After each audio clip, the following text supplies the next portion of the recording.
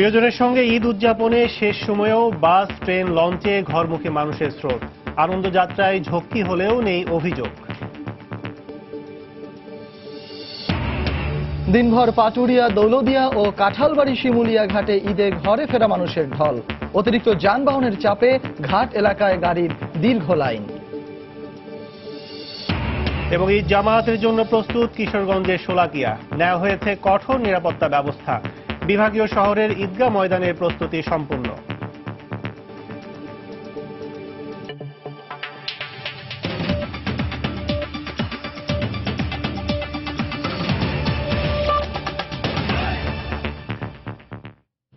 বাংলা সময়ের সঙ্গে আছি আমি সজল মিত্র রিচার্ড এবং আমি কাজল আব্দুল্লাহ। শুরুতেই ঈদে ঘরমুখী মানুষের খবর।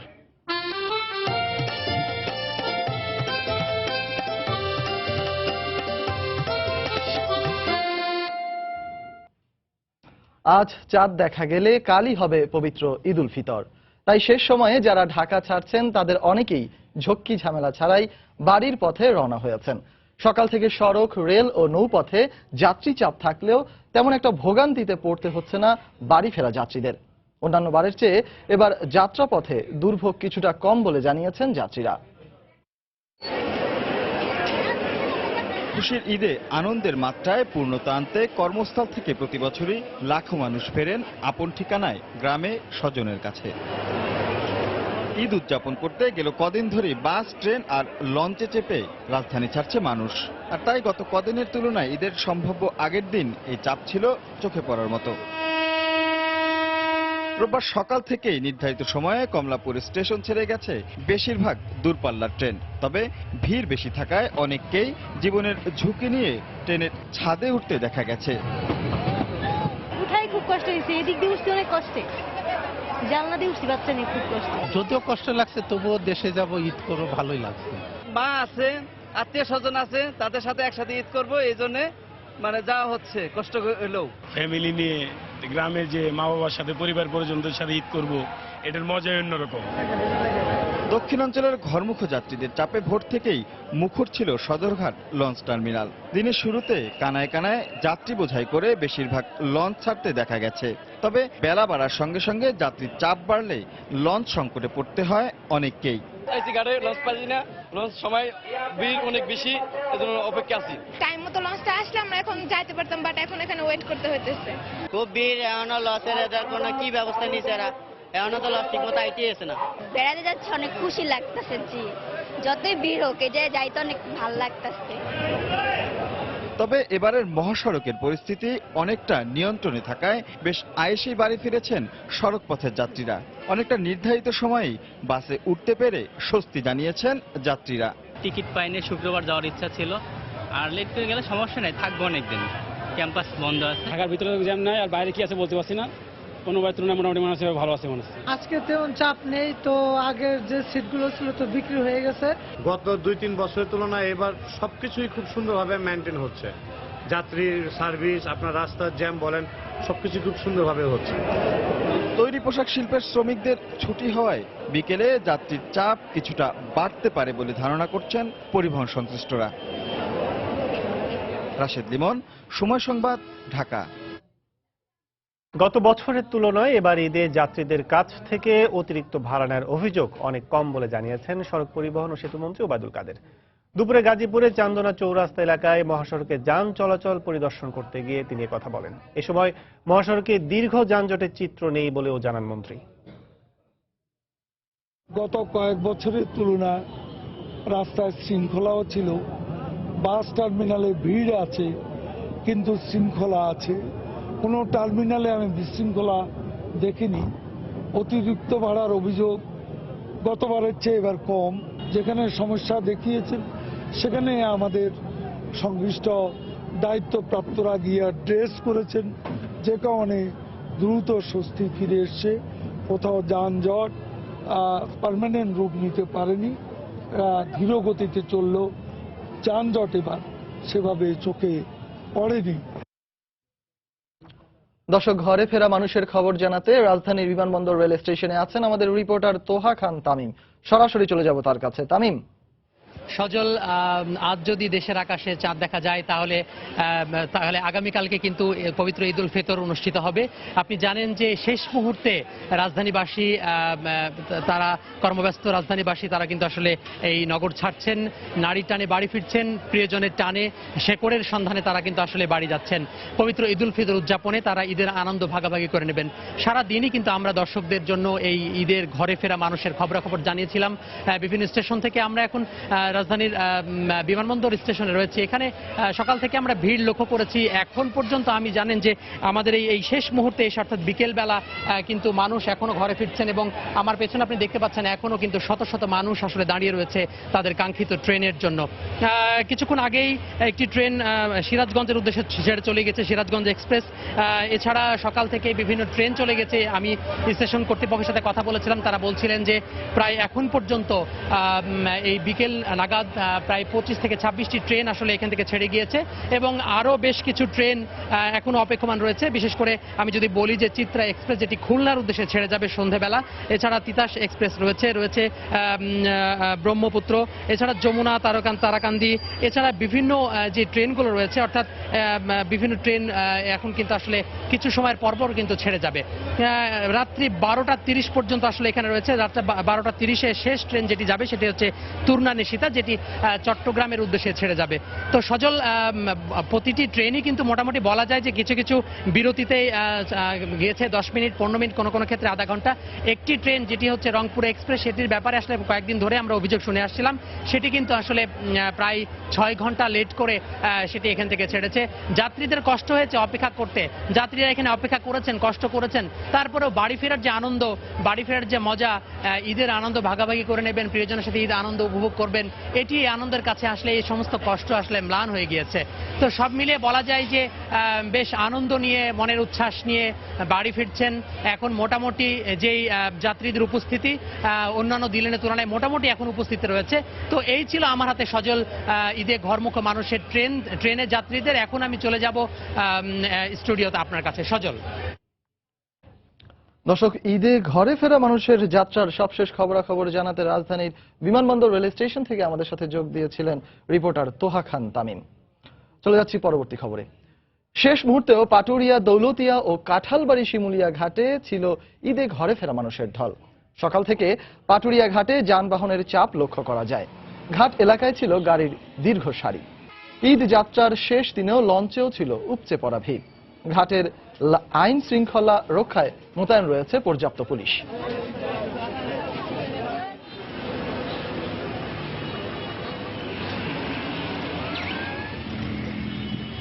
এদিকে ঢাকা মাওয়া মহাসড়কে 3 কিলোমিটার এলাকা জুড়ে রয়েছে যানবাহনের দীর্ঘ সারি। চাপ বেড়েছে মুন্সিগঞ্জের শিমুলিয়া ঘাটে। পারাপারের অপেক্ষায় রয়েছে শতাধিক যানবাহন। শনিবার তৈরি পোশাক কারখানা ছুটি হওয়ায় ঘাট এলাকায় রয়েছে শ্রমিকদের উপচে পড়া ভিড়।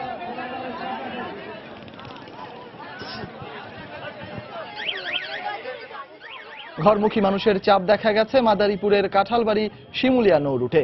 ভোর থেকে লঞ্চ ও স্পিড বোটে যাত্রীদের বাড়তি চাপ রয়েছে, তেমনি পরিবহনের চাপ রয়েছে ফেরিতেও। এদিকে ঈদে মানুষের চাপ থাকায় আজও বঙ্গবন্ধু সেতুর দুপারে রয়েছে যানবাহনের দীর্ঘ সারি। সিরাজগঞ্জের গত দুদিনের তুলনায় যানবাহনের চাপ কিছুটা কম থাকলেও সড়কে বিভিন্ন স্থানে খানাখন্দ থাকায় থেমে থেমে চলছে যানবাহন। নলনা ব্রিজ থেকে হাটিকুমরুল মোড় পর্যন্ত প্রায় কিলোমিটার এলাকায় যানজটের সৃষ্টি হয়েছে। পরিবারের সঙ্গে ঈদ উদযাপনের বাসের পাশাপাশি ট্রাকে করেও যাচ্ছেন ঘরমুখী মানুষ।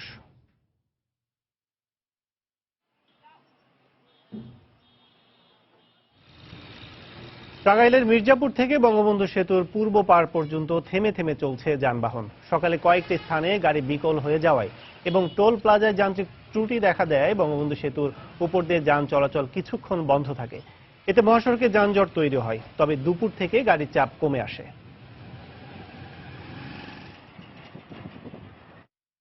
বাংলা সময় আরো থাকছে।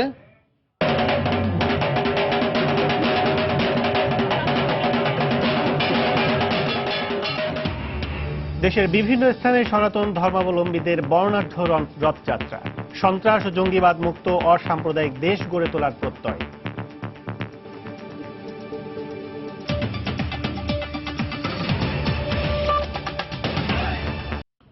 কিশোরগঞ্জের শোলাকিয়ায় ঈদ জামাত আদায়ের সার্বিক প্রস্তুতি সম্পন্ন হয়েছে। মুসল্লিদের নিরাপত্তায় নেওয়া হয়েছে 4 স্তরের নিরাপত্তা ব্যবস্থা।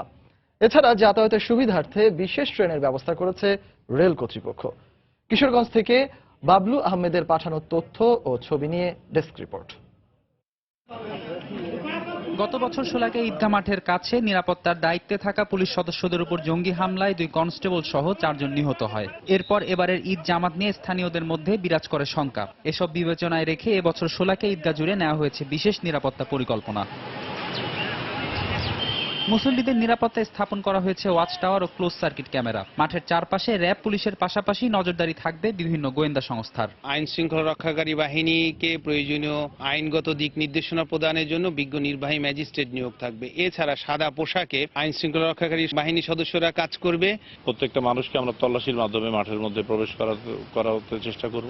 সহস্রাধিক পুলিশের সদস্য এই নিরাপত্তার কাজে নিয়োজিত থাকবে। আমরা আশা করি ইনশাআল্লাহ মুসল্লিরা আগের মতোই আর চেয়ে আরো নিরাপত্তা চাদর আবিষ্ট হয়ে ওনারা শান্তির সাথে এখানে নামাজ আদায় করবেন। এরই মধ্যে শেষ হয়েছে নামাজের কাতার তৈরির পাশাপাশি নতুন করে মসজিদ ও সীমানা দেয়াল রং করার কাজও চলছে। ময়দান ও তার আশেপাশে পরিচ্ছন্নতা অভিযান। প্রায় সবসময় আমরা কাদা থাকে, স্থায়ী একটা সমাধান ব্যবস্থা করলে হয়তো মুসল্লিদের জন্য নামাজ টামাজ পড়তে একটু ভালো হতো। শোলাকিয়া ঈদগাহ মাঠের যে প্রবেশ পথে রাস্তাগুলো আছে, ব্রিজ কালভার্টগুলো আছে, সেগুলোর কাজ ইতিমধ্যে আমরা সম্পূর্ণ করেছি।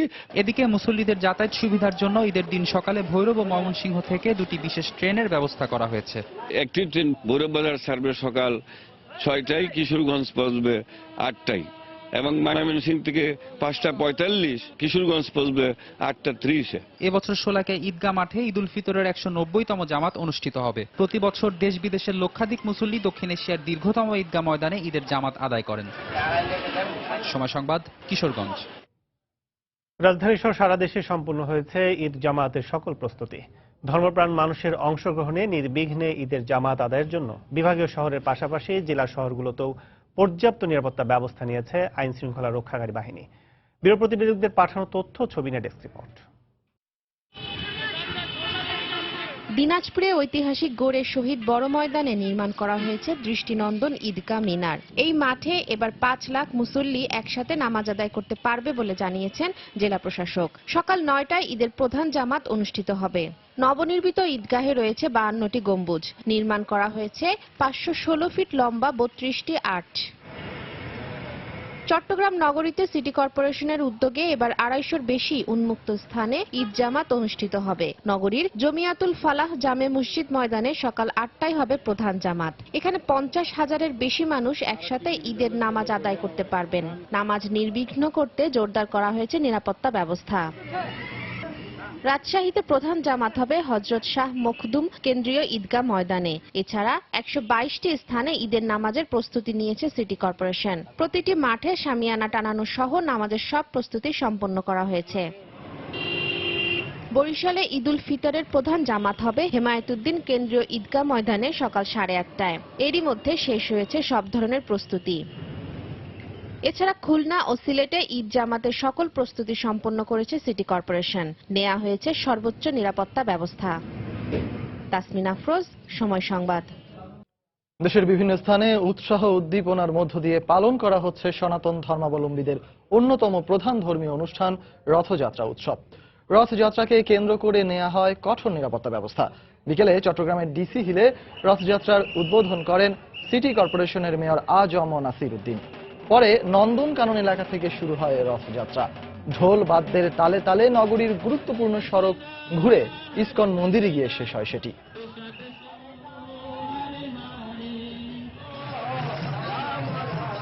ব্রাহ্মণবাড়িয়া শহরের রাধা মাধব মন্দির থেকে বর্ণাঢ্য র্যালি বের করা হয়। র্যালিটি শহরের গুরুত্বপূর্ণ সড়ক ঘুরে আনন্দময়ী কালীবাড়ি মন্দিরে গিয়ে শেষ হয়। এতে বিভিন্ন মঠ মন্দিরের ভক্তরা অংশ নেন। সিলেটের রথযাত্রায় অংশ নেন হাজারো নারী পুরুষ।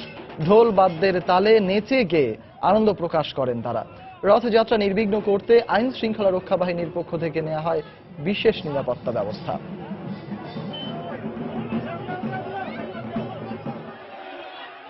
এছাড়া গাইবান্ধা, ঝিনাইদহ ও বাগেরহাট সহ দেশের বিভিন্ন স্থানে পালন করা হয়েছে সনাতন ধর্মাবলম্বীদের রথযাত্রা উৎসব।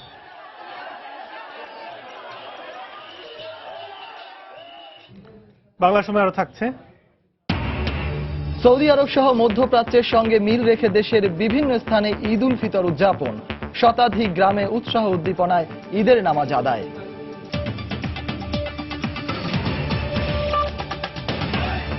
উন্নত স্টেনলেস স্টিল প্যানেল, সময় সাশ্রয়ী brush burner, 50,000 auto ignition, topper gas stove. ভয়াবহ পাহাড় ধসের সাথে রাঙ্গামাটি জেলার পর্যটন শিল্পে ধস নেমেছে। সুউচ্চ পাহাড়গুলোর চূড়া ধসে পড়ায় সড়ক যোগাযোগ এখনো পুরোদমে চালু হয়নি। বিভিন্ন হোটেলে ঈদের অগ্রিম বুকিং বাতিল করেছেন অনেকেই। হেফাজত সবুজকে সাথে নিয়ে বিস্তারিত জানাচ্ছেন কমল দে। ক্যামেরায় ছিলেন নূর জামাল আতিক।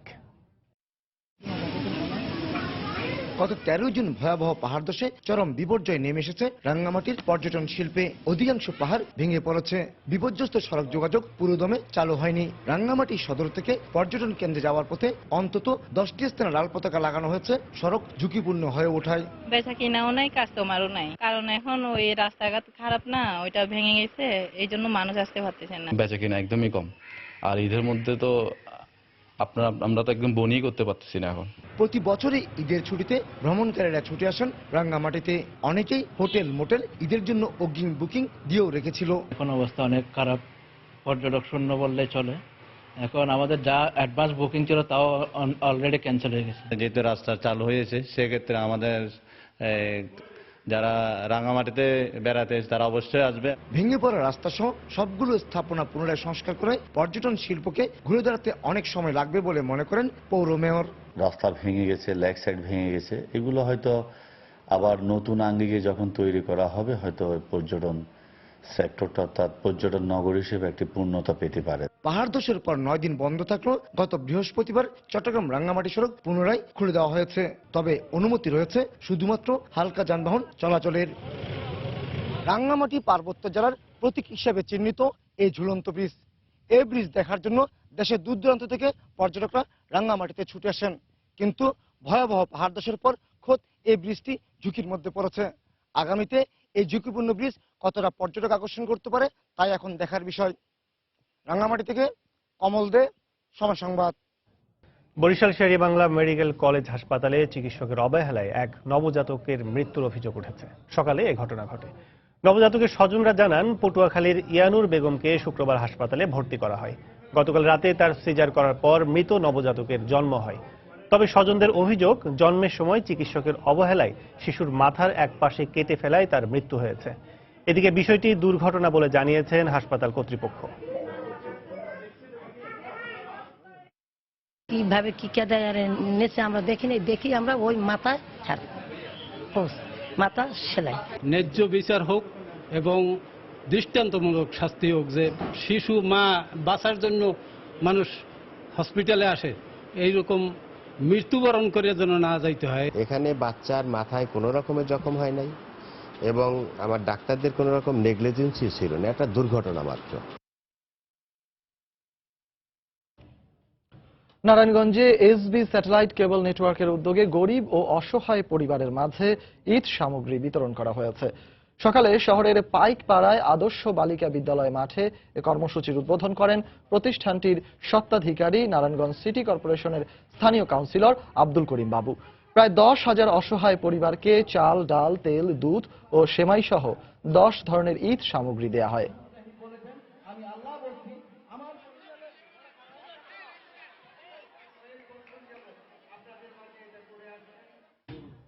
এদিকে সৌদি আরব ও মধ্যপ্রাচ্যের দেশগুলোর সঙ্গে মিল রেখে দেশের বিভিন্ন স্থানে ঈদ উল ফিতর উদযাপন হচ্ছে।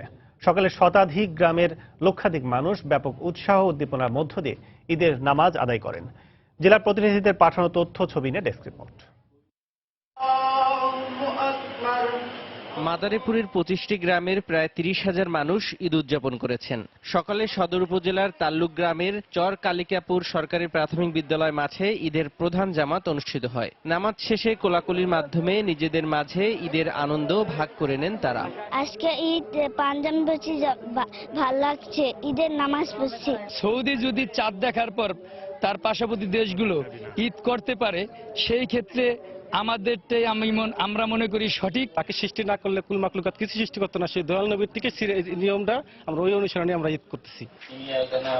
মৌলভীবাজারের সার্কিট হাউস এলাকায় ঈদের জামাত অনুষ্ঠিত হয়। আলাদা ব্যবস্থা থাকায় নারীরাও জামাতে অংশ নেন। নামাজ শেষে দেশ ও জাতির মঙ্গল কামনায় বিশেষ মোনাজাত করা হয়। পটুয়াখালীতে নতুন জামা কাপড় পরে শিশু কিশোর সহ নানা বয়সী মানুষ ঈদগাহে নামাজ আদায় করেন। কলাপাড়া, গলাচিপা ও বাউফল উপজেলা সহ জেলার 35টি গ্রামের মানুষ প্রায় 100 বছরের ঐতিহ্য ধরে রাখতে ঈদ উদযাপন করেছেন। এছাড়া দিনাজপুরের 5টি উপজেলা, চাঁদপুরের 40টি ও সাতক্ষীরায় 5টি গ্রাম সহ বেশ কয়েকটি জেলায় ব্যাপক উৎসাহ উদ্দীপনার মধ্য দিয়ে সৌদি আরবের সাথে মিল রেখে ঈদ উদযাপন হচ্ছে। তৌফিক মাহমুদ, সময় সংবাদ। বাংলা সময়ের শীর্ষ সংবাদগুলো জানিয়ে দিচ্ছি আরো একবার।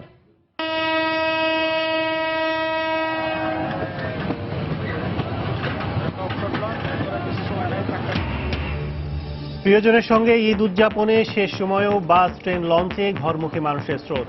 আনন্দযাত্রায় ঝক্কি হলেও নেই অভিযোগ। দিনভর পাটুরিয়া, দৌলদিয়া ও কাঁঠালবাড়ি শিমুলিয়া ঘাটে ঈদে ঘরে ফেরা মানুষের ঢল। অতিরিক্ত যানবাহনের চাপে ঘাট এলাকায় গাড়ির দীর্ঘ লাইন। এবং ঈদ জামায়াতের জন্য প্রস্তুত কিশোরগঞ্জের শোলাকিয়া। নেওয়া হয়েছে কঠোর নিরাপত্তা ব্যবস্থা। বিভাগীয় শহরের ঈদগাহ ময়দানের প্রস্তুতি সম্পূর্ণ।